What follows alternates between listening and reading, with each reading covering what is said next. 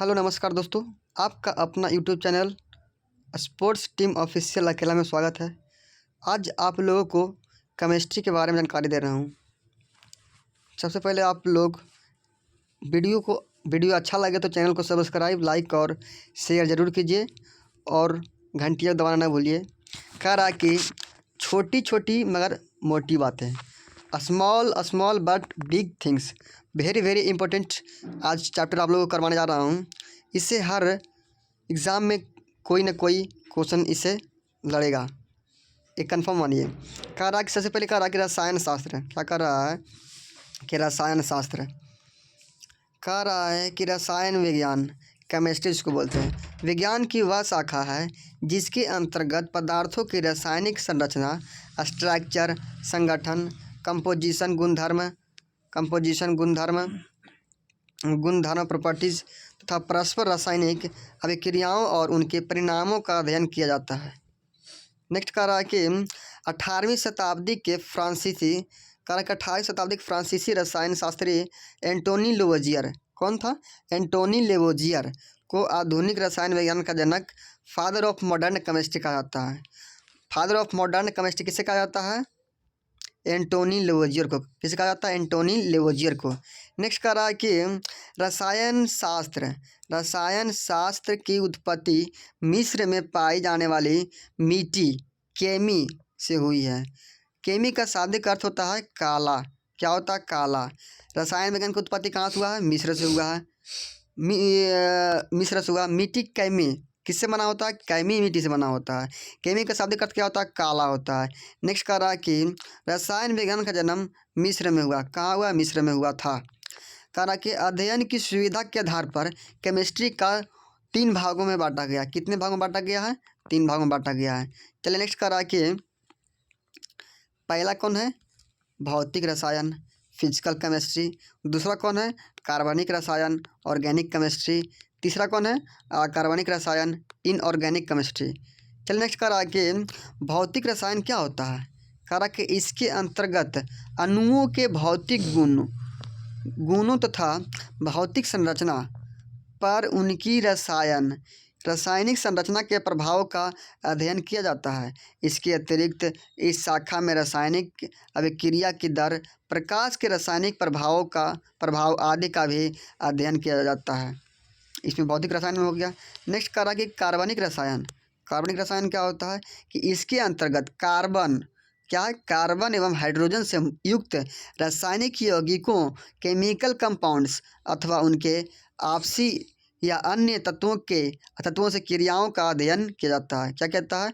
क्रियाओं से अध्ययन किया जाता है। उसे क्या कहते हैं? कार्बनिक रसायन कहते हैं। उदाहरण में देखिए, ईंधन हो गया, प्लास्टिक हो गया, खाद्य योजक हो गया, मतलब फूड एडिटिव्स, प्रकाश संश्लेषण क्रिया आदि। नेक्स्ट कह रहा है कि अकार्बनिक रसायन, मतलब कार्बन के बिना नहीं होता। जैसे कह रहा है कि इसके अंतर्गत सभी अकार्बनिक तथा गैर हाइड्रोकार्बनिक यौगिक तथा निर्जीव पदार्थों का अध्ययन किया जाता है। जैसे देखिए, धातु हो गया, खनिज हो गया, सेल हो गया, रेडियो सक्रिय तत्व हो गया आदि। नेक्स्ट कह रहा कि पदार्थ, सबस्टांस और मैटर। क्या है? सबस्टांस और मैटर। कह रहा वह वस्तु जो स्थान घेरे। क्या होता है? जो स्थान घेरता है तथा जिसमें भार हो, उसे क्या कहते हैं? पदार्थ कहते हैं। क्या कहते हैं? पदार्थ कहते हैं। वह स्थान जो स्थान घेरता हो, जिसमें भार हो, उसका क्या कहलाता है? पदार्थ कहलाता है। जैसे में देखिए, हवा हो गया, पानी हो गया, गैस हो गया आदि, ये सब क्या है? पदार्थ हैं। नेक्स्ट क्या कह रहा है कि पदार्थों का वर्गीकरण। क्या है? पदार्थों का वर्गीकरण। कह रहा है कि पदार्थ को 2 भागों में बांटा गया। कौन कौन? भौतिक वर्गीकरण और एक रासायनिक वर्गीकरण। इसमें है भौतिक वर्गीकरण में कौन कौन है? भौतिक वर्गीकरण में है ठोस हो गया, द्रव हो गया, गैस हो गया। रासायनिक वर्गीकरण में 2 भाग बांटा गया, शुद्ध पदार्थ और मिश्रण। नेक्स्ट कह रहा है कि शुद्ध पदार्थ को 2 भागों में बांटा गया है। कितने भाग में बांटा गया है? शुद्ध पदार्थ को 2 भाग में बांटा गया है। पहला हो गया एलिमेंट, दूसरा क्या हो गया? कंपाउंड, यौगिक बोलते हैं। और तत्व को 3 भागों में बांटा गया। कितने भागों में बांटा गया? 3 भागों में। तत्व को 3 भागों में बांटा गया। धातु, मेटल जिसको बोलते हैं, अधातु, नॉन मेटल बोलते हैं, उपधातु, मेटलॉइड्स बोलते हैं, कार्बनिक यौगिक को दो भागों में बांटा गया है, कार्बनिक यौगिक, अकार्बनिक यौगिक। नेक्स्ट कह रहा है कि भौतिक अवस्था के आधार पर पदार्थों को मुख्यतः 3 वर्गों में बांटा गया है। कितने वर्गों में? 3 वर्गों में बांटा गया है। कौन कौन? ठोस सॉलिड बोलते हैं, द्रव लिक्विड बोलते हैं, गैस गैस बोलते हैं। पदार्थों की अवस्था, क्लासिफिकेशन ऑफ मैटर, मतलब कितने भागों में बांटा गया पदार्थों को? कह रहा है कि 3 भागों में। कौन कौन? ठोस हो गया, ठोस अवस्था, द्रव अवस्था और गैसीय अवस्था। देखिए यहाँ पे दिखा रहा है, ठोस अवस्था में जो रहता है कंपाउंड, जो मटेरियल रहता है वो सारे एक दूसरे से चिपका सट्टे सट्टे रहता है एकदम पूरा, और द्रव में हल्का दूर दूर रहता है और गैस में पूरा दूर दूर रहता है। देखिए यहाँ पे दिखा रहा है फिगर में, देखिए किस तरह से दिखा रहा है। जैसे देखिए ठोस, अब ठोस क्या होता है? सॉलिड। What is solid? कह रहा कि इसका आयतन तथा आकार दोनों निश्चित होता है। आयतन भी निश्चित होता है और आकार भी दोनों क्या होता है? निश्चित होता है। जैसे में पत्थर हो गया, कोयला हो गया इत्यादि। कह रहा है कि द्रव लिक्विड क्या है? लिक्विड। इसका आयतन निश्चित लेकिन आकार कैसा होता है? परिवर्तनशील होता है, अर्थात इसे जिस पात्र में रखा जाता है उस पात्र का स्थान ग्रहण कर लेती है। जैसे हम देखिए पानी को जैसे बाल्टी में रखते हैं तो बाल्टी का आकार रूप ले लेगा। दूध को जैसे मतलब लोटा में रखते हैं तो लोटा का आकार ले लेगा। बाल्टी रखेंगे तो बाल्टी का आकार ले लेगा। तेल हो जाएगा इत्यादि। जैसे कह रहा है कि गैस, इसका आयतन क्या? इसका आयतन तथा आकार दोनों क्या होते हैं? परिवर्तनशील होते हैं। जैसे में कोल हो गया, कोल गैस हो गया, मार्स गैस हो गया, मार्स गैस के CH4 करते हैं इत्यादि। फिर कह रहा कि ठोस, द्रव तथा गैस के कुछ सामान्य गुण बढ़ते से घटते क्रम में, मतलब सबसे ज़्यादा किस्में हैं, उसके बाद किस्में हैं। जैसे मतलब गतिज ऊर्जा क्या है यहाँ पे? गतिज ऊर्जा। यहाँ क्या है? गतिज ऊर्जा। गतिज ऊर्जा सबसे ज़्यादा किसमें है? गैस में, उसके बाद द्रव में, इसके बाद ठोस में। नेक्स्ट है घनत्व, मतलब घनत्व सबसे ज़्यादा किसमें है? तो सबसे ज़्यादा किसमें है? ठोस में। फिर किसमें है? ठोस में है, उसके बाद फिर द्रव में है, इसके बाद फिर गैस में है। नेक्स्ट कह रहा है कि अंतर आणविक आकर्षण सबसे ज़्यादा किसमें होता है? तो ठोस में होता है, इसके बाद द्रव में होता है, इसके बाद गैस में होता है। ये जो हम करवा रहे हैं ये किसी न किसी एग्ज़ाम में बार बार पूछते रहता है, तो इसलिए आप लोग वीडियो को पूरा देखिए, और वीडियो अच्छा लगे तो चैनल को सब्सक्राइब, लाइक और शेयर और कमेंट जरूर करके बताइए। नेक्स्ट कह रहा है कि अंतर आणविक स्थान क्या? अंतर आणविक स्थान, गैस हो गया, द्रव हो गया, ठोस हो गया। सबसे ज़्यादा किसमें? गैस में होता है, इसके बाद किसमें होता है? द्रव में होता है, इसके बाद ठोस में होता है। प्रत्यास्था, इलास्टिसिटी जिसको बोलते हैं, प्रत्यास्था किसमें सबसे ज़्यादा होता है? ठोस में सबसे ज़्यादा होता है, इसके बाद फिर द्रव में होता है, इसके बाद फिर गैस में होता है। नेक्स्ट कर रहा है कि सहसंजक बल सबसे ज़्यादा किसमें होता है? ठोस में होता है। किसमें होता है? ठोस में होता है। इसके बाद किसमें होता है? द्रव में होता है, इसके बाद गैस में होता है। नेक्स्ट कर रहा है कि विसरण क्या? विसरण सबसे ज़्यादा किसमें होता है? गैस में होता है, द्रव में होता है, इसके बाद किसमें होता है? ठोस में होता है। नेक्स्ट कर रहा है कि संपीड़ितता क्या है? संपीड़ितता सबसे ज़्यादा किसमें होता है? संपीड़ितता किसमें होता है? गैस में होता है, इसके बाद फिर द्रव में होता है, इसके बाद ठोस में होता है। देखिए आप लोगों को यहाँ पे दिख रहा होगा कि जो द्रव जो है कहीं नहीं बदल रहा है। बदल कौन रहा है? गैस बदल रहा है, और कौन बदल रहा है? ठोस बदल रहा है। लेकिन द्रव एक ऐसा है जो कहीं बदल ही नहीं रहा है। नेक्स्ट करा के देखिए इसमें फिर दृढ़ता क्या होता है? क्या है? दृढ़ता पदार्थ का वह गुण जिसमें पदार्थ टूटने से पहले अपने ऊपर होने वाले प्रहार का विरोध करता है। क्या करता है? अपने टूटने वाले होने से पहले क्या आता है? प्रहार का विरोध करता है। नेक्स्ट कर रहा है कि नेक्स्ट क्या कर रहा है कि नोट, ठोस, द्रव, गैस के अलावा पदार्थ की 2 और अवस्था होती है। क्या कर रहा है कि ठोस, द्रव, गैस के अलावा पदार्थ की 2 अवस्था होती है। पहला कौन है? प्लाज्मा अवस्था। दूसरा कौन है? बोस-आइंस्टीन अवस्था। प्लाज्मा अवस्था में क्या होता है? देखिए प्लाज्मा अवस्था में, देखिए यहाँ पे दिखा रहा है, इसमें पॉजिटिव नेगेटिव दिया हुआ है। कह रहा है कि प्लाज्मा का कोई निश्चित आकार या निश्चित आयतन नहीं होता, मतलब ना ही निश्चित आकार होता है इसका प्लाज्मा का, ना ही निश्चित क्या होता है? आयतन होता है। नेक्स्ट कर रहा कि प्लाज्मा की पहचान सर विलियम क्रूक्स, कह रहा कि प्लाज्मा की पहचान सर विलियम क्रूक्स द्वारा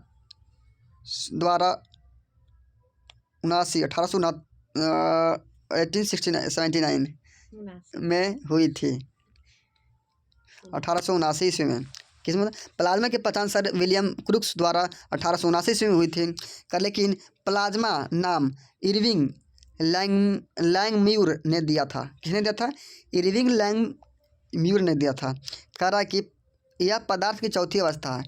कौन सी अवस्था? चौथी अवस्था है। नेक्स्ट कह रहा है कि सूर्य और तारों की ऊष्मा ऊर्जा प्लाज्मा अवस्था के कारण होता है। किसमें होता है? प्लाज्मा के कारण होता है। नेक्स्ट कह रहा है कि बोस-आइंस्टीन कंडेंसेट। क्या? बोस-आइंस्टीन कंडेंसेट यह पदार्थ की पाँचवीं अवस्था है। पाँचवीं अवस्था कौन है? Bose-Einstein condensate.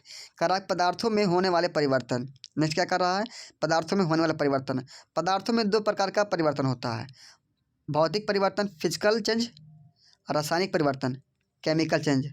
देखिए इससे बार बार कोई हर सेट में पूछता रहता है कि कौन सा भौतिक परिवर्तन है और कौन सा रासायनिक परिवर्तन है। तो आप लोग ध्यान से देखिए और वीडियो को पूरा देखिए और वीडियो को आनंद लेकर देखिए। और वीडियो अच्छा लगे तो चैनल को सब्सक्राइब, लाइक और घंटिया को दबाना ना भूलिए और अपने दोस्तों को पास शेयर करते रहिए और कमेंट में हमें बताइए कि यह वीडियो कैसा लग रहा है। कह रहा कि भौतिक परिवर्तन क्या? Physical changes. क्या है? Physical changes.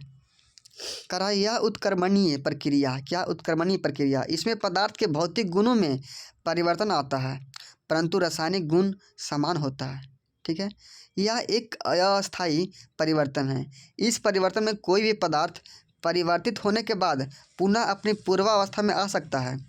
मतलब भौतिक परिवर्तन में जैसे मतलब भौतिक परिवर्तन क्या होता है कि परिवर्तन होने पर वह अपने मतलब पूर्व मतलब पहले के स्थान पर मतलब आ जाता है। पहले अवस्था में जिस अवस्था में था पहले वो अवस्था में आ जाता है, उसे क्या कहते हैं? भौतिक परिवर्तन कहते हैं। और रासायनिक परिवर्तन देखिए यहाँ पे रासायनिक परिवर्तन का रहा है कि यह अनुत्क्रमणीय प्रक्रिया है। इसमें नए पदार्थ का निर्माण होता है। नया पदार्थ का मतलब इसमें निर्माण होता है, फॉर्मेशन होता है जो अपने मूल पदार्थ के रासायनिक और भौतिक गुण से भिन्न होता है। क्या होता है? मूल पदार्थ के रासायनिक और भौतिक गुण से भिन्न होता है। नेक्स्ट कह रहा है कि यह अस्थायी परिवर्तन। क्या है? यह अस्थायी परिवर्तन है। इस परिवर्तन में कोई भी पदार्थ परिवर्तित होने के बाद पुनः अपनी पूर्व अवस्था में नहीं आता है। इसका मतलब एक बार परिवर्तन हो गया तो पुनः वह अवस्था में नहीं आता है। जैसे में देखिए यहाँ पे दिया गया है, what is the difference between physical changes and chemical changes. मतलब भौतिक परिवर्तन और रासायनिक परिवर्तन में क्या अंतर है? देखिए भौतिक परिवर्तन कहता है CO2 से सूखी बर्फ बनना। रासायनिक परिवर्तन क्या कर रहा है? मक्खन का खट्टा होना। नेक्स्ट कह रहा है कि मोमबत्ती का पिघलना भौतिक परिवर्तन है, लेकिन मोमबत्ती का जलना क्या है? रासायनिक परिवर्तन। जैसे मतलब मोमबत्ती एक बार जल जाएगा तो पुनः तो नहीं आएगा, तो रासायनिक परिवर्तन हो गया। इसमें कह रहा है कि मोमबत्ती का पिघलना, जैसे मोमबत्ती पिघल जाता है तो फिर उससे मोमबत्ती हम बन जाता है, मतलब मोमबत्ती बन जाता है, मतलब भौतिक परिवर्तन हो गया।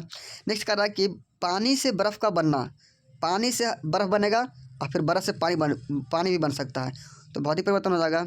रासायनिक में कह रहा है कि अगरबत्ती का जलना क्या होता है? अगरबत्ती का जलना क्या होगा? रासायनिक परिवर्तन। मतलब अगरबत्ती जल जाएगा फिर उसको पुनः अगरबत्ती नहीं बना सकते हैं, इसलिए रासायनिक परिवर्तन हो गया। नेक्स्ट कह रहा है कि पानी का वाष्प बनना, पानी का वाष्प बनना भौतिक परिवर्तन हो जाएगा। खाने का पचना क्या होगा? रासायनिक परिवर्तन। चीनी या नमक का पानी में मिश्रण क्या? भौतिक परिवर्तन। लकड़ी का जलना क्या? रासायनिक परिवर्तन। ईंधन जलना रासायनिक परिवर्तन। ये हर बार किसी न किसी सेट में बार बार पूछते रहता है कौन सा भौतिक परिवर्तन है और कौन सा रासायनिक परिवर्तन है। तो इसलिए आप लोग ध्यान से देखिए वीडियो को। अब वीडियो अच्छा लगे तो चैनल को सब्सक्राइब, लाइक और घंटिया को दबाइए और अपने दोस्तों के पास शेयर कीजिए। नेक्स्ट कह रहा कि शुष्क बर्फ का सब्लिमेशन ऊर्ध्वपातन। नेक्स्ट भौतिक परिवर्तन हो गया। रासायनिक परिवर्तन क्या हो जाएगा? लोहे पर जंग लगना, ऑक्सीकरण। क्या है? लोहे पर जंग लगना क्या हो जाएगा? ऑक्सीकरण हो जाएगा। ये रासायनिक परिवर्तन हो गया। फिर कपूर का जलना क्या? कपूर का जलना भौतिक परिवर्तन। दूध से दही का बनना रासायनिक परिवर्तन। रेत का पानी में विलयन क्या? भौतिक परिवर्तन। फास्फोरस को केरोसिन तेल में डालना क्या? रासायनिक परिवर्तन। अम्लीकृत जल का वैद्युत अपघटन क्या है? भौतिक परिवर्तन। सोडियम को पानी में डालना क्या? रासायनिक परिवर्तन। नेक्स्ट कह रहा कि लोहे का चुंबकीकरण, लोहे का चुंबकीकरण भौतिक परिवर्तन है। इसमें क्या कर रहा है? रासायनिक परिवर्तन में कर रहा है कि प्लेटिनम तार का जलना रासायनिक परिवर्तन हो गया। पदार्थों का किण्वन रासायनिक परिवर्तन हो गया। द्रवित पेट्रोलियम गैस का दहन क्या हो गया? रासायनिक परिवर्तन। चलिए नेक्स्ट कर रहा है कि नेक्स्ट क्या कर रहा है कि लोहे पर जंग लगना, मतलब लोहे पर जंग लगना किसी कारण से होता है। कह रहा कि लोहे पर जंग लगना रासायनिक परिवर्तन है। कौन सा परिवर्तन है? रासायनिक परिवर्तन है। करा लोहे पर जंग ऑक्सीजन और नमी की उपस्थिति में लगता है। नेक्स्ट करा कि लोहे पर जंग लगने से उसका भार क्या होता है? बढ़ जाता है। बार बार हर सेट में पूछ रहता है कि लोहा पर जंग लगना क्या होगा, भार में क्या होगा, कमी होगा कि वृद्धि होगा? तो क्या होगा? भार में वृद्धि हो जाता है। नेक्स्ट कह रहा है कि लोहे पर जंग लगने से उसकी आयु क्या होती है? घट जाती है। ये भी पूछते रहता है बार बार सेट में, दोनों VVI पॉइंट्स है। क्या है? लोहे पर जंग लगने से क्या होता है? उसकी आयु क्या होती है? घट जाती है। नेक्स्ट कर रहा है कि लोहे को जंग से बचाने के लिए जस्ते का लेपन किया जाता है। यह प्रक्रिया जस्तीकरण कहलाती है। क्या कहलाती है? जस्तीकरण कहलाती है। नेक्स्ट कर रहा है कि लकड़ी को कीड़े मकोड़े से बचाने के लिए उस पर क्या चढ़ाते हैं? Zinc chloride ZnCl2। क्या? ZnCl2 का लेपन किया जाता है। लकड़ी को कीड़े मकोड़े से बचाने के लिए उस पर ZnCl2 पूर्ण क्या? जिंक क्लोराइड का लेपन किया जाता है। नेक्स्ट कह रहा है कि जस्ते की कमी से धान में खैरा रोग। ये भी देखिए बार बार सेट में पूछते रहता है कि जस्ते की कमी से कौन सा रोग होता है? धान में खैरा रोग होता है। कौन सा रोग होता है? खैरा रोग होता है। नेक्स्ट कह रहा है कि रासायनिक संगठन के आधार पर द्रव्यों को मुख्यतः 3 प्रकार से वर्गीकृत किया जाता है। कौन कौन? एलिमेंट हो गया, एलिमेंट मतलब तत्व हो गया, यौगिक मतलब कंपाउंड हो गया शुद्ध पदार्थ, और मिश्रण हो गया मिक्सचर अशुद्ध पदार्थ। नेक्स्ट कह रहा है कि शुद्ध पदार्थ क्या होता है? शुद्ध पदार्थ मुख्यतः 2 प्रकार के होते हैं। कितने प्रकार के होते हैं? 2 प्रकार के होते हैं। कौन कौन? पहला हो गया तत्व, दूसरा क्या हो गया? यौगिक कंपाउंड। तत्व क्या होता है? What is the elements? कह रहा है तत्व वह शुद्ध पदार्थ है जिसे तोड़कर किसी अन्य पदार्थ में परिणत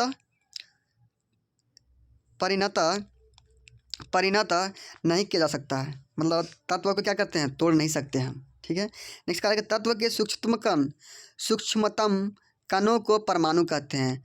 तत्व के छोटी कण को क्या कहते हैं? परमाणु कहते हैं। नेक्स्ट कह रहा है कि अभी तक लगभग 118 तत्व ज्ञात हैं। कितने तत्व? 118 तत्व ज्ञात हैं, जिसमें 92 प्रकृति में है। 92 क्या? प्रकृति में है, पाए जाते हैं। खोजा गया अंतिम तत्व कौन है? अनुसेप्टियम। खोजा गया अंतिम तत्व कौन है? अनुसेप्टियम तत्व है। नेक्स्ट कह रहा है कि तत्व को 3 भागों में बांटा गया। कौन कौन? धातु हो गया, अधातु हो गया, उपधातु हो गया। नेक्स्ट कह रहा है कि भूपर पट्टी पर तत्वों का क्रम ऑक्सीजन, सिलिकॉन, एल्युमिनियम, फेरस या आयरन। ऑक्सीजन क्या है? ऑक्सीजन अधातु है। सिलिकॉन क्या है? उपधातु है। नेक्स्ट कह रहा है कि भूपर पट्टी पर धातुओं का क्रम एल्युमिनियम सबसे ज़्यादा, फिर आयरन हो गया, फिर कैल्शियम हो गया, फिर सोडियम हो गया। देखिए यहाँ पे ग्राफ में दिया हुआ है। सिलिकॉन कितना परसेंट है? सिलिकॉन 28%। कितना परसेंट सिलिकॉन है? 28%। ऑक्सीजन कितना है? 46.6%। 46.6%। देखिए यहाँ पे आयरन कितना? 5%। एल्युमिनियम कितना है? 8.1%। कैल्शियम कितना है? 3.5%। सोडियम कितना है? 3%। और अदर हो जाएगा, इसी में हो जाएगा। चलिए नेक्स्ट कह रहा है कि मानव शरीर में तत्वों का क्रम। देखिए ये भी पूछते रहता है सिर्फ में। मानव शरीर में तत्वों का क्रम सबसे पहले कौन है? ऑक्सीजन है, इसके बाद कैल्शियम है, कार्बन है, इसके बाद फिर हाइड्रोजन है, इसके बाद नाइट्रोजन है, इसके बाद कैल्शियम है। तो हाइड्रोजन क्या हो जाएगा? Hydrogen, oxygen, carbon, hydrogen, nitrogen कौन सा है? अधातु है। कौन सा है? अधातु है। और धातु में कौन सा हो जाएगा? कैल्शियम। कह रहा है कि जीवित मानव शरीर में सबसे कम मात्रा में पाया जाने वाला तत्व कौन है? मैग्नीज। मैग्नीज का सिंबल क्या है? Mn। चलिए नेक्स्ट कह रहा है कि यौगिक कह रहा है कि कंपाउंड। कह रहा है कि जब 2 या 2 से अधिक, क्या है कि जब 2 से अधिक तत्वों को एक निश्चित अनुपात में मिला जाता है तो यौगिक का निर्माण होता है। ठीक है। यह जिन तत्वों से मिलकर बना होता है उनका गुण इसमें विद्यमान नहीं होता है। आगे करा कि यौगिक के सूक्ष्मतम कण को अणु कहते हैं। यौगिक के सूक्ष्मतम कण को क्या कहते हैं? अणु कहते हैं। अणु के प्रकार टाइप्स ऑफ मॉलिक्यूल्स। नेक्स्ट कह रहा है कि सम अणु अथवा तत्व के अणु। सम अणु अथवा तत्व के अणु हो गया। दूसरा में कह रहा है कि विषम अणु अथवा यौगिक के अणु हो जाएगा। तो सम अणु में कौन हो जाएगा? होमो मॉलिक्यूल्स और मॉलिक्यूल्स ऑफ द एलिमेंट। सम अणु अथवा तत्व के अणु हो जाएगा, इंग्लिश में बोलते हैं इसको। विषम अणु को क्या बोलते हैं? हेट्रो मॉलिक्यूलर और मॉलिक्यूल्स ऑफ कंपाउंड। नेक्स्ट करा कि सम अणु अथवा तत्व के अणु में अणु क्या है। करा कि ऐसे अणु जो समान प्रकार के परमाणुओं के संयोजन से बने होते हैं सम अणु कहलाते हैं। क्या कहलाते हैं? सम अणु कहलाते हैं। सभी तत्वों के अणु सम अणु होते हैं। उदाहरण में ऑक्सीजन हो गया, हाइड्रोजन हो गया, क्लोरीन हो गया इत्यादि। चलिए नेक्स्ट करा कि विषम अणु अथवा यौगिक के अणु। करा कि ऐसे अणु जो दो या दो से अधिक तत्वों के परमाणुओं के संयोजन से निर्मित होते हैं विषम अणु कहलाते हैं। सभी यौगिकों के अणु विषम अणु होते हैं। जैसे में जल का फॉर्मूला क्या होता था? H2O। नेक्स्ट करा कि हाइड्रोजन प्लस ऑक्सीजन, मतलब हाइड्रोजन से बना है और ऑक्सीजन से बना है, जल होगा विषम अणु। मतलब दोनों मतलब अलग अलग अणु है। नेक्स्ट करा कार्बन डाइऑक्साइड CO2, मतलब कार्बन अलग हो गया, ऑक्सीजन अलग हो गया, CO2 मतलब विषम अणु से बनकर बना होता है। आदि करा कि परमाणुकता एटोमोसिटी। क्या है? एटोमोसिटी।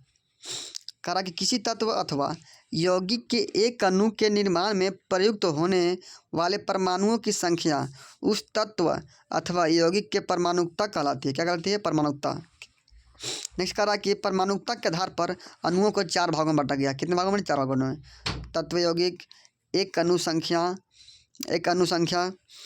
अणु अणु में परमाणु की संख्या और परमाणुकता का वर्ग। जैसे आर्गन, तो आर्गन में एक अणु में परमाणु की संख्या कितना होता है? तो 1 होता है, एकल परमाणु हो जाएगा। हीलियम में 1 हो जाएगा तो एकल परमाणु हो जाएगा। आयरन में 1 है तो एकल परमाणु हो जाएगा। हाइड्रोजन में 2 है तो द्विपरमाणु हो जाएगा। क्लोरीन में 2 है तो द्विपरमाणु हो जाएगा। जल यौगिक में 3 है तो त्रिपरमाणु हो जाएगा। अमोनिक 4 है तो चतुर्थ परमाणु हो जाएगा। नेक्स्ट क्या कर रहा है कि सल्फर का कितना है? 8 है तो बहुपरमाणु हो जाएगा। कितना हो जाएगा? बहुपरमाणु हो जाएगा। कह रहा है कि मानव शरीर में उपस्थित यौगिक का क्रम क्या है? H2O से ज़्यादा कौन है? फिर इसके बाद फिर कौन है? प्रोटीन, इसके बाद फैट, इसके बाद कार्बोहाइड्रेट। सबसे ज़्यादा कौन है? जल, H2O। इसके बाद कौन है? प्रोटीन, इसके बाद कौन है? फैट, इसके बाद फिर कार्बोहाइड्रेट। नेक्स्ट करा कि H2O जल का प्रकृति में समान गुण, मतलब क्या का गुण है ये? जल क्या है? जल एक यौगिक है। जल एक यौगिक है। और दूसरा क्या है कि परमाणुओं का अनुपात कितना होता है? 2:1 होता है। कितना होता है? 2:1 होता है। परमाणु भार का अनुपात कितना होता है? 2:16। तो इसको काट देंगे तो एक अनुपात कितना हो जाएगा? 8 हो जाएगा। नेक्स्ट करा कि परमाणु की संख्या कितना है? परमाणु की संख्या कितना है? 2 है। परमाणु की संख्या कितना है? 2 है। परमाणु की संख्या 3 है। तत्वों की संख्या कितना है? 2 है। तत्वों की संख्या कितना है? 2 है। इसका क्वथनांक कितना होता है? 100 डिग्री सेंटीग्रेड या 373 डिग्री केल्विन या 80 डिग्री र्यूमर या 212 डिग्री फ़ारेनहाइट। हिमांक कितना है? 0 degree Celsius, 273 degree kelvin, 0 degree rumour या 32 डिग्री फ़ारेनहाइट। चलिए नेक्स्ट क्या कर रहा है? मिश्रण। क्या? मिश्रण। कर रहा जब 2 या 2 से अधिक पदार्थों को किसी भी अनुपात में मिला दिया जाता है। जब 2 या 2 से अधिक पदार्थों को किसी भी अनुपात में मिला दिया जाता है तो उसे मिश्रण कहते हैं। क्या कहते हैं? मिश्रण कहते हैं। मिश्रण में उनके अवयवी तत्वों का गुण मौजूद होता है। क्या होता है? गुण मौजूद होता है। कह रहा कि मिश्रण के संरचना तय नहीं होता है। मिश्रण का संरचना तय नहीं होता है। जैसे में क्या कर रहा है कि हवा, बारूद, चीनी, पानी का मिश्रण आदि। नोट करा कि सभी मिश्र धातु में मिश्रण होते हैं। क्या होते हैं? सभी मिश्र धातु मिश्रण होते हैं। जैसे में पीतल हो गया, कांसा हो गया, नाइक्रोम हो गया आदि मिश्रण है। चलिए नेक्स्ट करा कि मिश्रण के प्रकार। समांगी मिश्रण। जिस मिश्रण के प्रत्येक भाग के सभी गुण एक समान होता है उसे समांगी मिश्रण कहते हैं। या 2 या 2 से अधिक मिश्रणीय तत्वों का मिश्रण भी समांगी होता है। जैसे में चीनी का नमक में विलयन, अल्कोहल तथा जल का मिश्रण। नेक्स्ट नोट करा कि सभी समांग मिश्रण विलयन कहलाते हैं। क्या कहलाते हैं?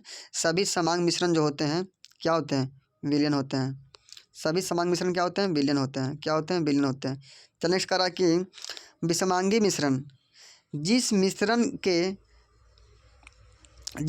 के प्रत्येक भाग के गुण एक समान नहीं होते हैं उसे क्या कहते हैं? विषमांगी मिश्रण कहते हैं। जैसे में रेत तथा जल, का मिश्रण, पेट्रोल जल का मिश्रण, दूध। विषमांगी मिश्रण को किप या फनल से अलग करते हैं। किसे करते हैं?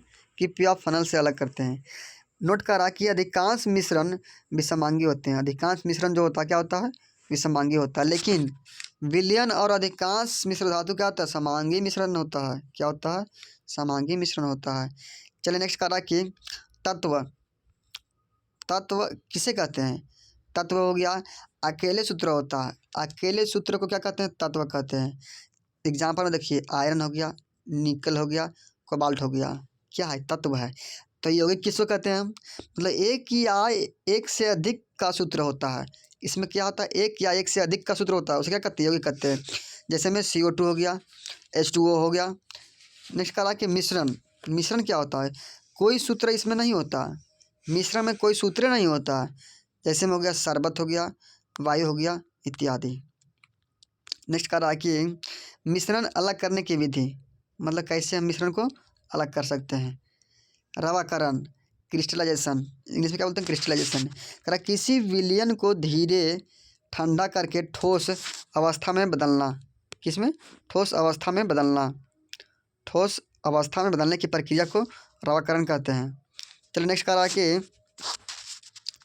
इस विधि द्वारा ठोस अकार्बनिक पदार्थों के मिश्रणों के अवयवों या संघटकों का पृथक्करण किया जाता है। ठीक है। चलिए नेक्स्ट कह रहा है कि आसवन, क्या? डिस्टिलेशन।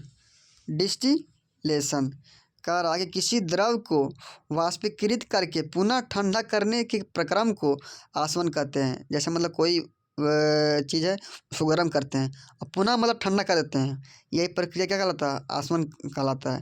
जैसे हम देखिए समुद्री जल का भी शुद्धिकरण इसी विधि द्वारा होता है। किस विधि द्वारा होता है? समुद्री जल का शुद्धिकरण आसवन, डिस्टिलेशन विधि द्वारा होता है। आशुद्ध जल इसी प्रक्रम द्वारा तैयार किया जाता है। नेक्स्ट कारक प्रभाजी आसवन। प्रभाजी आसवन क्या होता है कि फ्रैक्शनल डिस्टिलेशन, इसको इंग्लिश में बोलते हैं। ऐसे मिश्रण जिनके संघटक के क्वथनांकों में कम से कम अंतर होता है, उसका पृथक्करण करने के लिए प्रभाजी आसवन विधि का प्रयोग करते हैं। जैसे में हो गया भूगर्भ से निकाले गए पेट्रोलियम के विभिन्न संघटकों, पेट्रोल, केरोसिन, डीजल आदि को इसी विधि से पृथक करते हैं, मतलब अलग करते हैं। प्रभाजी आसवन, जैसे मतलब इसमें इससे भी क्वेश्चन आते रहता है कि पेट्रोल को किस विधि द्वारा अलग करते हैं, तो प्रभाजी आसवन। फिर हो गया केरोसिन को प्रभाजी आसवन, डीजल को प्रभाजी आसवन। नेक्स्ट कहना कि भाप आसवन, स्टीम डिस्टिलेशन। क्या है? स्टीम डिस्टिलेशन इंग्लिश में बोलते हैं इसको। इंग्लिश में क्या बोलते हैं? Steam distillation. चलिए नेक्स्ट कह रहा कि इस विधि से उन कार्बनिक पदार्थों का शुद्धिकरण किया जाता है जो कि जल में अविलेय होता है, परंतु गर्म करने पर वाष्पशील होता है और प्रायः अपने क्वथनांक पर अपघटित हो जाता है। उसे क्या कहते हैं? भाप आसवन। जैसे में हो गया मेथिल अल्कोहल, एसीटोन हो गया, एथिल अल्कोहल। चलिए नेक्स्ट कह रहा है कि निस्पंदन। क्या है? निस्पंदन। फिल्ट्रेशन। कारण निस्पंदन एक भौतिक पृथक्करण प्रक्रिया है। निस्पंदन क्या है? एक भौतिक पृथक्करण प्रक्रिया है जो एक फिल्टर माध्यम का उपयोग करके ठोस पदार्थ और तरल पदार्थ के मिश्रण को अलग करती है। उदाहरण के लिए खनन में कीमती धातुओं को निकालने के लिए बेल्ट फिल्टर, हेपा फिल्टर एक प्रकार का आंतरिक वायु फिल्टर है। क्या? एक प्रकार का आंतरिक वायु फिल्टर है। नेक्स्ट कह रखा है विलवनीकरण। डेसिलेनेशन। इस या क्या होता है कि वह प्रक्रिया जिसमें नमीकीन पानी से खनिज पदार्थों को अलग करके मीठे पानी में बदलता है। क्या होता है? मीठे पानी में बदलता है। वल्मीकरण क्या होता है कि नमकीन पानी से मीठे पानी में क्या होता है? बदलता है। नेक्स्ट करा कि विसरण, डिफ्यूजन। घनत्व में अंतर रहने के कारण गैसों का गैसों में मिलना विसरण कहलाता है। क्या कहलाता है? विसरण कहलाता है। जैसे में तापमान के बढ़ने से विसरण का गुण बढ़ता है। क्या होता है? तापमान के बढ़ने से विसरण का गुण क्या होता है? बढ़ता है। नेक्स्ट करा कि विसरण गुण के कारण ही क्या होता है? गर्म खाने की सुगंध पूरे कमरे में फैल जाता है। विसरण के कारण ही गर्म खाने की सुगंध पूरे कमरे में फैल जाता है। करा कि इत्र की बोतल से सुगंध का फैलना किस कारण होता है? विसरण के कारण। जैसे मतलब कोई सेंट, इत्र मतलब क्या होता है? सेंट। सेंट हम लोग मारते हैं तो पूरा दम सुगंधित देने लगता है। जैसे मतलब मलमूत्र की दुर्गंध को नाकों तक पहुंचाना, सब विसरण के गुण हैं। नेक्स्ट करा के प्रासरण, ओस्मोसिस। क्या ओस्मोसिस प्रोसेस? करा कि इसमें विलायक के अणु क्या होता है? इसमें विलायक के अणु कम सांद्रता वाले घोल से अधिक सांद्रता वाले घोल की ओर गति करते हैं। उदाहरण के लिए किशमिश को जल में डालने पर उसका फूलना किसका प्रोसेस? प्रासरण का, ओस्मोसिस का प्रक्रिया है। करा कि अंगूर को नमक या चीनी के गाढ़े घोल में डालने पर अंगूर का पिचकना, सब क्या है? प्रासरण के कारण है। चलो नेक्स्ट करा कि व्युत्क्रम प्रसरण, रिवर्स ओस्मोसिस। करा अणुओं का अधिक सांद्रता वाले विलयन से कम सांद्रता वाले विलयन की ओर गति करना ही व्युत्क्रम प्रसरण कहलाता है। उदाहरण में कहा कि समुद्री जल से आंसू जल बनाना। क्या? समुद्री जल से आंसू जल बनाना। नेक्स्ट करा कि ठोस द्रव तथा गैस पर ताप का प्रभाव, मतलब क्या प्रभाव इस पर पड़ता है? VVI पॉइंट, इससे भी बार बार क्वेश्चन आते रहता है कि कौन सा प्रक्रिया कैसे होता है। जैसे देखिए इसमें कह रहा कि सॉलिड से लिक्विड में बनना। क्या होता है कि सॉलिड से लिक्विड में बनना। ध्यान से देखिए आप, इस प्रभाव को बार बार इससे क्वेश्चन आते रहता है। कह रहा कि यहाँ पे सॉलिड है, यहाँ पे लिक्विड है, मतलब सॉलिड से डायरेक्ट लिक्विड बन जाता है तो क्या कहते हैं? मेल्टिंग। क्या कहते हैं? मेल्टिंग। कौन सा होता है? मेल्टिंग होता है। मेल्टिंग होता है। फिर कह रहा कि फिर क्या हो रहा है? फिर कह रहा कि लिक्विड से क्या बन रहा है? सॉलिड, तो फ्रीजिंग। क्या हो जाएगा? फ्रीजिंग मतलब जमाव। और सॉलिड से लिक्विड जाएगा तो डायरेक्ट गलना, मतलब मेल्टिंग पॉइंट हो जाएगा। चलिए नेक्स्ट कर रहा कि नेक्स्ट क्या कर रहा है कि सॉलिड से गैस बन रहा है। सॉलिड से गैस सब्लिमेशन, ऊर्ध्वपातन। क्या होगा? ऊर्ध्वपातन। और गैस से सॉलिड बनेगा तो क्या होगा? डिपोजिशन। इसको इंग्लिश में यही बोलते हैं डिपोजिशन भी, हिंदी में भी ऐसी रहता है डिपोजिशन। नेक्स्ट कह रहा है कि गैस से क्या लिक्विड बनता है? गैस से लिक्विड बनना, कंडेंसेशन मतलब संघनन। और लिक्विड से क्या?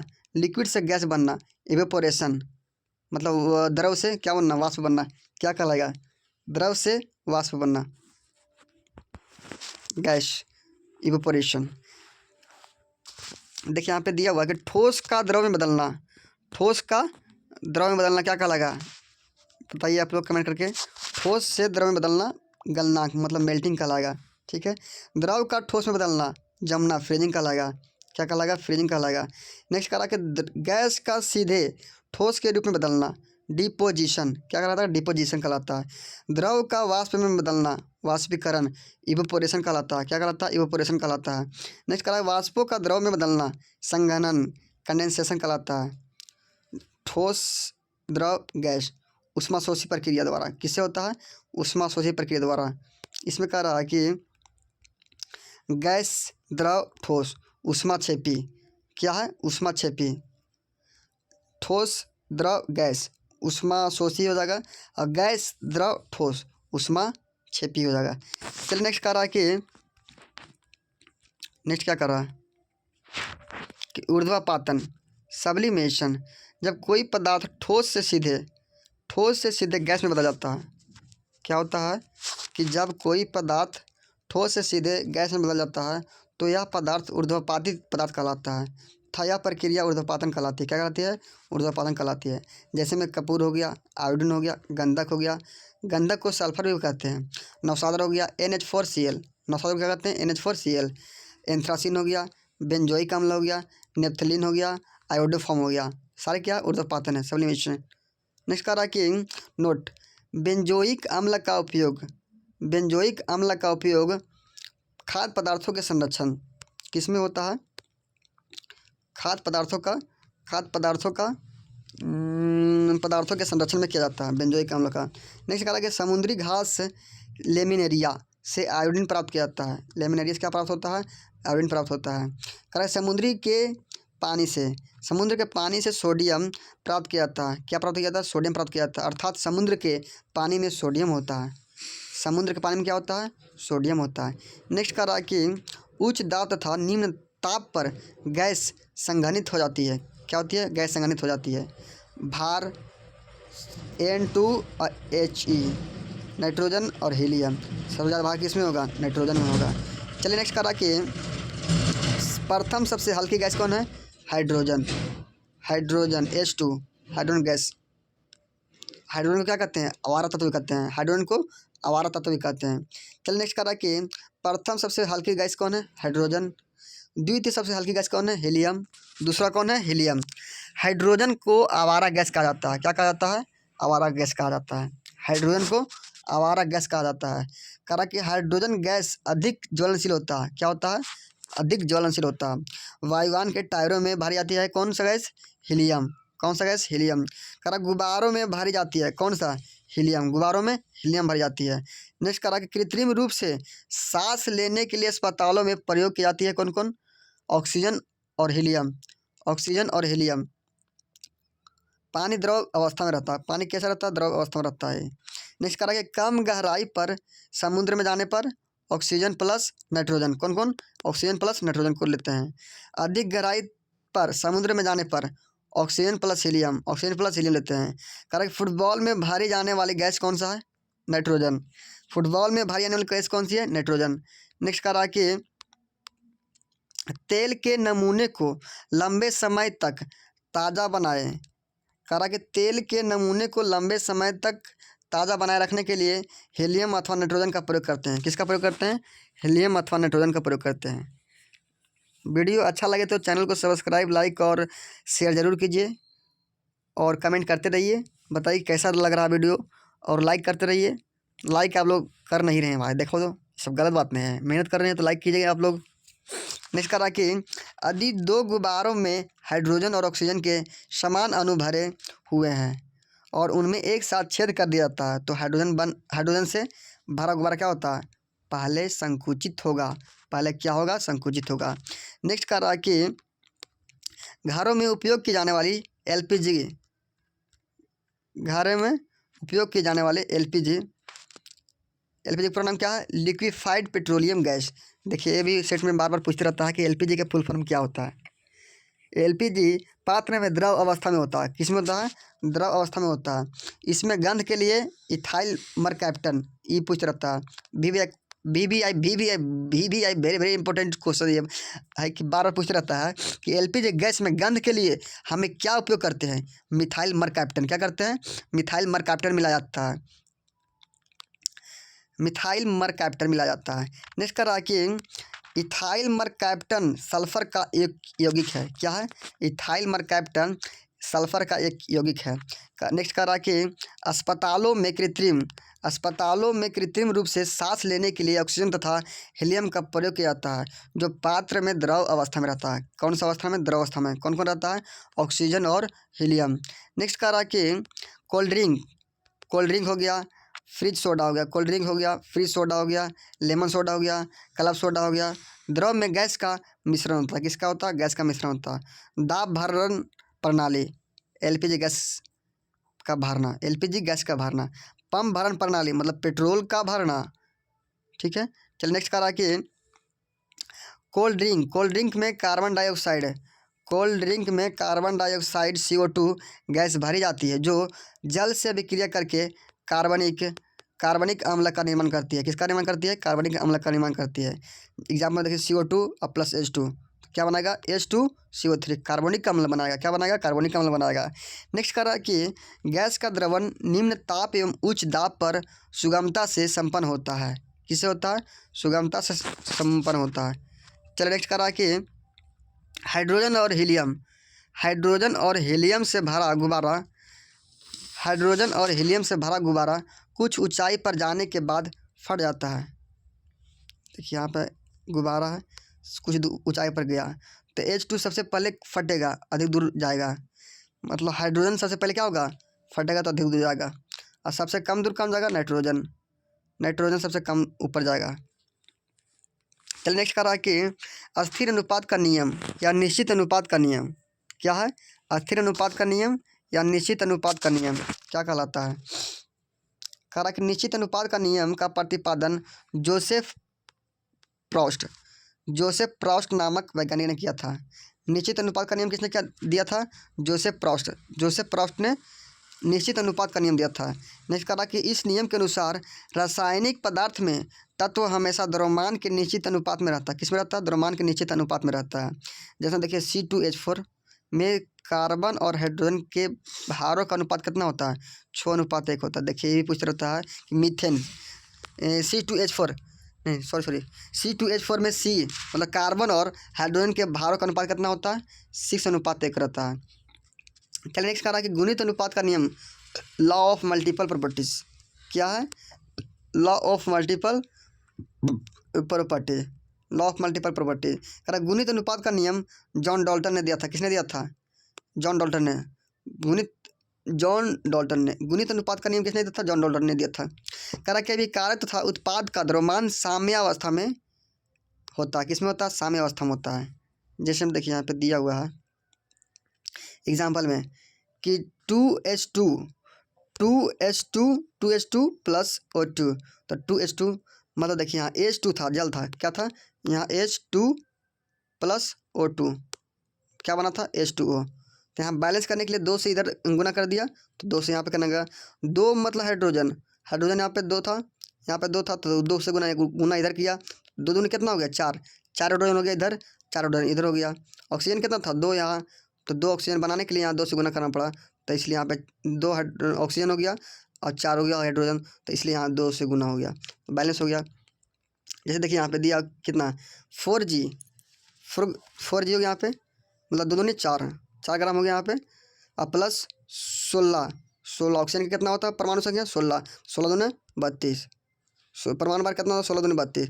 नेक्स्ट करा 36 ग्राम। H2O कितना होता है? 36 ग्राम। चलिए नेक्स्ट करा कि पदार्थ और क्वथनांक सबस्टांस ऑफ बॉइलिंग पॉइंट। शुद्ध पानी कितना डिग्री पर बॉइलिंग पॉइंट होता है मतलब कितना डिग्री पर खौल जाता है? 100 डिग्री पर। कितना डिग्री पर? 100 डिग्री पर। अशुद्ध पानी 100 डिग्री से अधिक पर 100 डिग्री से अधिक रहेगा ना तब अशुद्ध पानी खोलेगा। कह रहा है कि भारी जल D2O गुरु जल ड्यूटेरियम ऑक्साइड क्या? ड्यूटेरियम ऑक्साइड 101.4 डिग्री सेंटीग्रेड कितना? 101.4 डिग्री सेंटीग्रेड पर बॉइलिंग होता है। ईथर 34 डिग्री सेंटीग्रेड ईथर होता है 34 डिग्री सेंटीग्रेड। नेक्स्ट कर रहा है कि वर्षा का जल आशुद्ध जल विद्युत का कुचालक होता है। किसका होता है? विद्युत का कुचालक होता है। वर्षा का जल आशुद्ध जल विद्युत का कुचालक होता है। नेक्स्ट कह रहा है कि प्रेशर कुकर के अंदर खाना जल्दी पक जाता है क्योंकि कुकर के अंदर जब दाब बढ़ता है तो तापमान लगभग 125 डिग्री सेंटीग्रेड से 130 डिग्री सेंटीग्रेड हो जाता है। कितना डिग्री होता है? 125 डिग्री सेंटीग्रेड से 130 डिग्री सेंटीग्रेड हो जाता है। जब कोई नाव नदी से समुद्र में जाएगी तो थोड़ा ऊपर उड़ जाएगी। क्या हो जाएगी? थोड़ा ऊपर उड़ जाएगी। नेक्स्ट कह रहा है कि जब कोई नाव समुद्र से नदी में आएगी तो थोड़ा नीचे होकर तैरेगी। क्या होगी? नीचे होकर तैरेगी। नेक्स्ट कह रहा है कि बारूद का खोज रोजर बेकन ने किया था। किसने किया था? रोजर बेकन ने किया था। बारूद चारकोल गंधक सोरा का मिश्रण होता है। बारूद किसका मिश्रण होता है? बारूद चारकोल गंधक सोरा का मिश्रण होता है। नेक्स्ट कह रहा है कि KNO3 पोटासियम नाइट्रेट। KNO3 का पूरा नाम क्या है? Potassium nitrate. सोरा या नाइट्रेट इसको बोलते हैं। क्या कहते हैं? सोरा नाइट्रेट इसको बोलते हैं। नेक्स्ट कह रहा है कि calcium carbonate CaCO3 calcium carbonate CaCO3 ये बार बार पूछते रहता है। खड़िया चूना पत्थर संगमरमर किसको कहते हैं? कैल्शियम कार्बोनेट को क्या कहते हैं?